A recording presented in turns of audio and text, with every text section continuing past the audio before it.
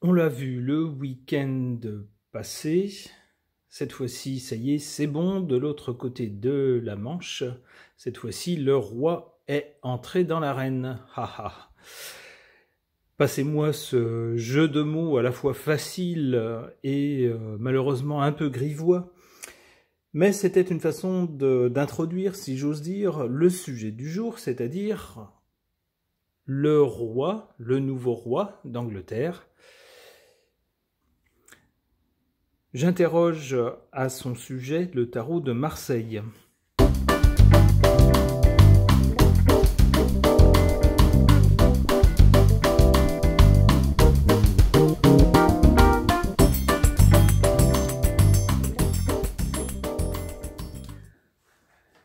Une suite de cartes malheureusement assez explicite et pas très favorable à ce nouveau roi. On a ici du côté du passé l'étoile, c'est-à-dire la vie facile, la vie où il n'y a aucun problème, où tout est beau, tout est... La vie rêvée en quelque sorte, ici, pour tout le temps qu'il a passé en tant qu'héritier de la monarchie, on va dire, sachant que la couronne lui reviendrait tôt ou tard, ça a été plutôt tard. Eh bien, en attendant, il a passé, on le voit, une vie qui semble avoir été marquée par tous les bons côtés, on va dire. Pour le présent, ça change de ton. On voit une épreuve de force entre quelqu'un qui ne veut pas céder, qui entend bien imprimer sa marque, mais qui trouve face à lui une bête qui est au moins aussi forte que lui. Cette bête, c'est le gouvernement et le peuple. Est-ce qu'une personne toute seule, surtout quand elle n'a pas formellement le pouvoir de décider pour le peuple, mais simplement d'enregistrer les décisions prises par le gouvernement, est-ce que cette personne va pouvoir imprimer sa marque? On voit ici qu'il y a un bras de fer, et c'est la carte suivante qui va nous dire lequel des deux va gagner, ou du moins ce qui va arriver au monarque. Eh bien, si on en croit les cartes, l'avenir ne va pas être rose pour ce monarque, puisqu'on voit la carte de l'ermite, c'est-à-dire de quelqu'un de vieilli, quelqu'un qui est seul, isolé, et qui a besoin d'un bâton pour continuer à se tenir debout. Donc quelqu'un qui est faible, vieux, et qui surtout se retrouve très isolé.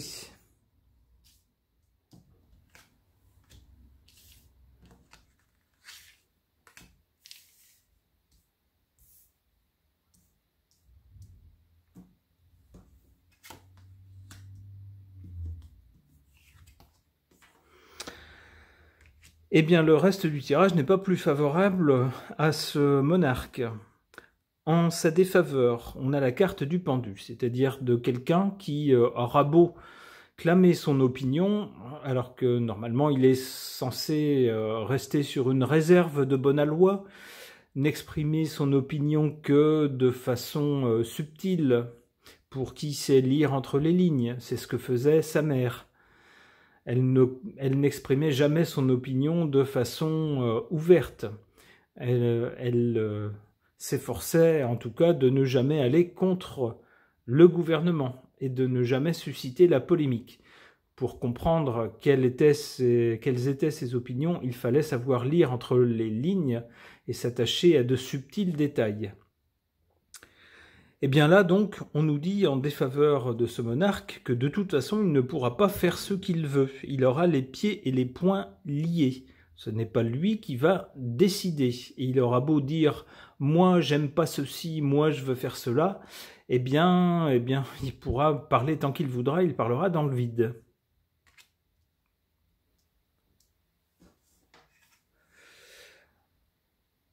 En position forte concernant ce monarque, eh bien, il risque bien d'y avoir des bouleversements.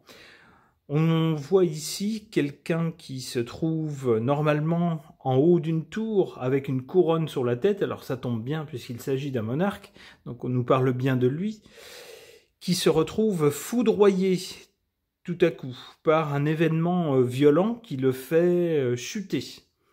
On nous dit que c'est ce qui risque de lui arriver, c'est ce qui risque de lui tomber sur la tête. Il risque donc de perdre sa couronne.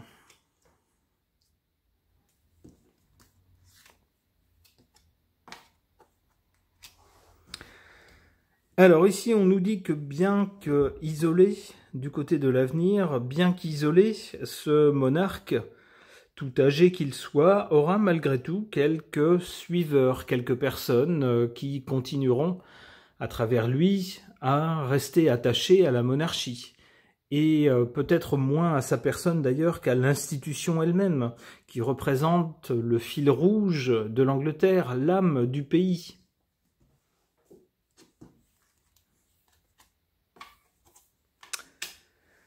Après lui, on voit quelqu'un de beaucoup plus jeune que lui, qui représentera la nouveauté et tentera des choses complètement nouvelles, qui va changer, on peut dire, qui va renouveler la monarchie. Alors on peut penser, bien sûr, hein, étant donné l'âge de ce roi, qui accède au trône à un âge avancé déjà, on peut penser que c'est peut-être son fils qui lui succédera, ça serait l'ordre naturel des choses. Alors pas tout de suite, puisqu'on voit que la carte arrive en 3e position, mais la 3e position, ça reste quand même dans le tirage d'une question posée maintenant sur ce monarque. Ça risque donc d'être pas si éloigné que ça dans le temps où il devra passer la main à son fils. On le voit d'ailleurs, hein, c'est le destin qui le marque, ici avec la Maison Dieu. Ok. Pour tenter d'en savoir plus sur le nouveau monarque britannique, ce roi qui vient de rentrer dans l'arène, j'interroge cet oracle des dieux hindous.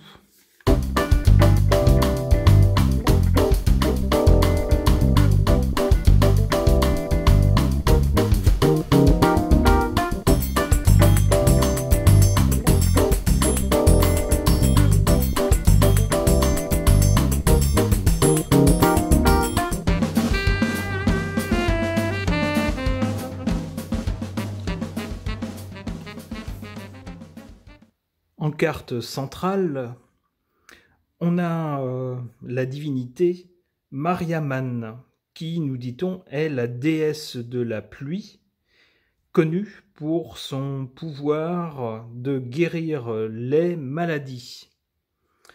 Alors on peut y voir, en tout cas dans la déesse de la pluie, moi j'y vois surtout les convictions écologiques affichées par ce nouveau monarque.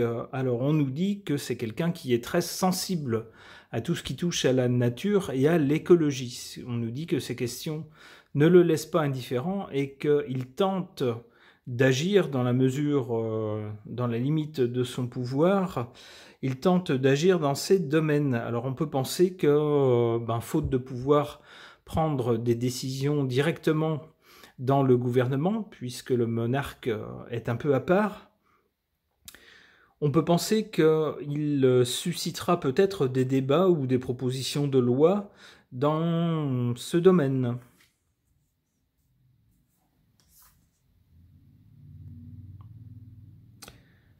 Ici, du côté de la période antérieure, de ce qui s'est passé avant, on a cette carte de la divinité Chandraganta. On nous dit son 3e œil est toujours ouvert et elle est toujours prête pour la guerre contre les démons. On nous dit qu'elle parvient à un succès dans la vie, qu'elle permet de réaliser un succès dans la vie. Alors, on peut y voir un monarque qui, pendant longtemps, ici, cette carte est du côté du passé, qui pendant longtemps, c'est-à-dire quasiment toute sa vie, puisqu'il arrive à plus de 70 ans maintenant, c'est quelqu'un qui aura attendu son rôle toute sa vie, qui aura dû se tenir prêt toute sa vie pour finalement, on voit à son âge un peu avancé maintenant, parvenir à son but, arriver finalement à succéder à sa défunte mère et devenir roi à la place de la reine.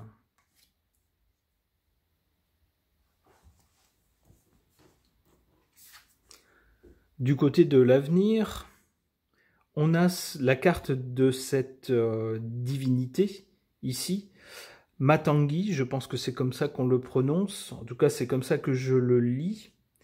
On nous parle du pouvoir du mot que l'on prononce, en tant qu'expression des pensées et de ce qu'on peut avoir à l'esprit. On nous parle aussi du pouvoir d'écouter, du pouvoir de l'écoute, et de parvenir à saisir ce qui se dit dans la conversation, et de convertir ce qu'on arrive à saisir dans les conversations en savoir et en pensée à son tour. Donc, on peut y voir ici quelqu'un qui saura s'exprimer, qui sera peut-être moins avare d'expression que sa mère, sa défunte mère, et qui saura également habilement manier, on va dire, non seulement le langage, mais également les thèmes peut-être d'actualité, ou savoir évoquer, susciter des débats par rapport aux thèmes qui, lui, l'intéresseront. Alors, on rejoint en cela le thème de l'écologie évoqué ici. Donc, quelqu'un qui devrait, je pense, utiliser un peu plus que sa défunte mère tous les systèmes de communication.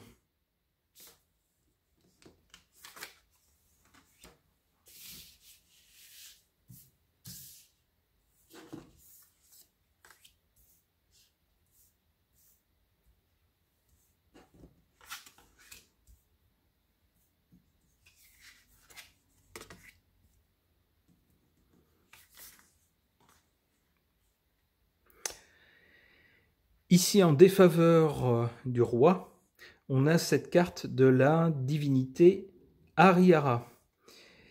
On nous dit que la fusion de la représentation de Vishnu et de Shiva se retrouve dans cette divinité. On dit que cette divinité aide à éliminer tous les visages du diable de la vie de quelqu'un, et donc amène la joie et la prospérité. Donc il s'agit d'une divinité, on le voit, qui lutte contre tout ce qui est maléfique et qui aide donc à mener une vie heureuse. Malheureusement ici, cette carte est en défaveur ou en valeur faible. On peut penser donc que ce monarque ne suffira pas ou ne parviendra pas à avoir soit le charisme nécessaire, soit le savoir-faire pour incarner une monarchie heureuse, pour incarner une âme apaisée du pays, comme avait su le faire sa mère, qui, par exemple, s'était montrée très courageuse et avait eu une attitude exemplaire pendant la Seconde Guerre mondiale, se promenant dans les décombres de quartiers bombardés pour tenter d'amener du réconfort à la population, en apparaissant elle-même, ce qui normalement n'est pas le rôle d'un monarque, qui doit se tenir à l'écart, un peu dans sa tour, mais elle n'avait pas hésité à intervenir auprès des habitants et à payer de sa personne, ce qui avait été salué, apprécié et respecté. Eh bien, on peut penser que ce monarque, ce nouveau monarque, ce roi, lui, peut-être ne parviendra pas à atteindre un tel degré de charisme et de respect.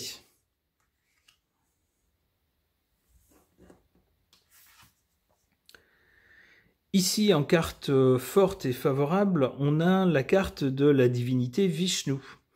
On nous dit que Vishnu a une force surnaturelle, qu'il résiste au mal qu'on peut lui faire, et qu'il a un pouvoir, il a le pouvoir considérable de manipuler les énergies à une échelle cosmique. Alors tout cela nous parle de résistance et de pouvoir. Et effectivement, lorsqu'on est monarque, dans un pays comme le Royaume-Uni, on est investi d'une certaine aura et d'une certaine résistance, en particulier par exemple la résistance au changement, puisqu'il ne s'agit pas d'une élection, mais on va dire, d'un rôle qui est dévolu normalement jusqu'à la mort. Quoi qu'il se passe, on est roi jusqu'à la mort, à moins de décider soi-même d'abdiquer et de laisser le pouvoir à quelqu'un d'autre, à sa descendance. Eh bien, on est investi de ce pouvoir surnaturel, qui consiste à incarner l'âme d'un pays. Ce n'est pas rien. C'est également très lourd en termes de devoir moral. Eh bien, ici, cette carte joue en sa faveur. Il est vrai que c'est quelqu'un qui s'est préparé à ce poste toute sa vie. Ce n'est pas comme si c'était un petit jeune ou un adolescent qui héritait soudain de cette couronne et de cette position un peu particulière, un peu extraordinaire, mais c'est quelqu'un ici qui a eu le temps d'explorer tous les tenants et les aboutissants de cette position tout au long de sa vie.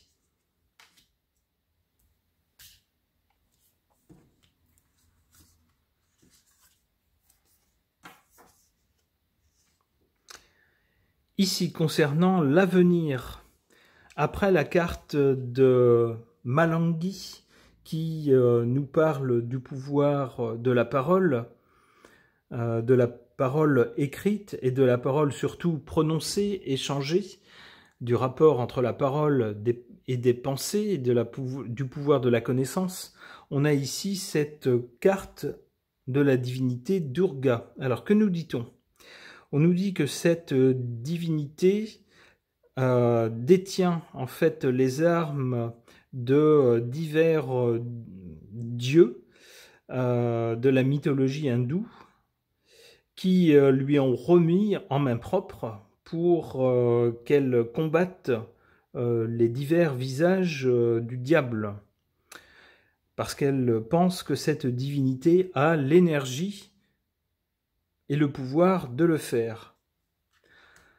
Il semble donc qu'ici, beaucoup de gens vont compter, en tout cas, sur ce qu'est censé incarner ce roi, c'est-à-dire quelqu'un qui a une position particulière, qui est investi d'une mission particulière, et donc on s'en remet parfois à lui pour représenter l'âme du pays, pour savoir dire ce qu'il faut, pour toujours présenter un visage avantageux auprès de ses sujets. Alors, est-ce que le roi saura remplir cette mission ?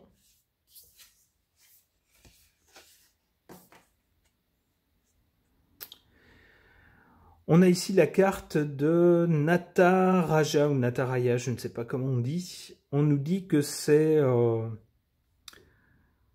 dieu de la danse, c'est le seigneur de la danse, qui symbolise la vibration rythmique de la création. On nous dit que ses pieds et ses mains révèlent la lumière, l'équilibre et la beauté face aux situations. Alors ici, on nous parle de gens qui attendent du monarque d'avoir une certaine combativité, qui remettent dans ses mains des armes pour combattre le mal, mais pour combattre de façon physique, puisqu'on nous parle bien d'armes, hein, et d'avoir le pouvoir et on va dire la stature pour combattre tout ce qui pourrait faire du mal au peuple. Eh bien, ici, on a surtout... on le voit ici avec cette carte-là, un monarque qui, au lieu de combattre, ici, on nous dit, célèbre la beauté et la lumière et danse pour se mettre au rythme de la vie. Donc pas vraiment ce qui est attendu, hein. On a donc quelqu'un qui aurait un tempérament plus artiste, plus doux, et qui manquerait peut-être un peu, on voit ici, de fermeté ou de combativité. Alors je vais tirer une dernière carte.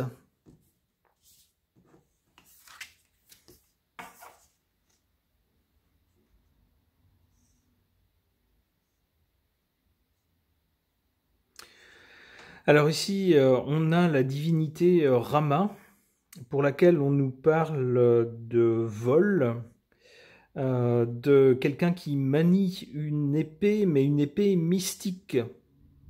Et on nous parle d'immortalité.